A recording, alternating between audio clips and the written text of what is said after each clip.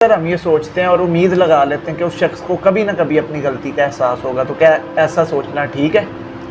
Sir नफ्सियात, दुनिया, दीन, ठीक है, सब में ना एक चीज़ हमें समझाई जाती है, एक चीज़ बताई जाती है, ठीक है, कि अक्सर जब हमारे साथ कोई बुरा करता है ना, कोई हमारा दिल तोड़ जाता है, हमें नुकसान दे जाता है, हमें धोखा दे जाता है, ठीक है ना, कोई हमें नाकाम कर जाता है, ठीक है, तो हमारे जहन में, दिल में एक बात होती है, कभी ना कभी तो उसको एहसास होगा ना, कभी ना कभी अपने मनफी रवैयों का एहसास होगा, कभी ना कभी अपने ऊंचे बोलने का एहसास, कभी ना कभी हमारे आंसुओं का एहसास होगा।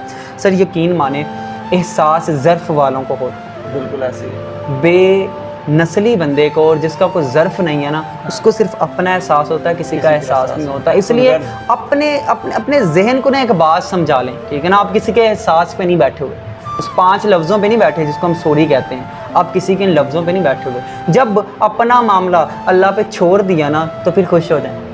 सर जब अपना मामला आपने अल्लाह के सुपुर्द कर दिया, फिर टेंशन फ्री, फिर आपको किसी की माफ़ी से कोई गर्ज नहीं होना चाहिए। सर यकीन माने, आपका अल्लाह इतना करीम है, इतना उसने एक अमर रखा है, मकाफ़ात, वो कहता है चपेड़ मारोगे मुंह पे पड़ेगी।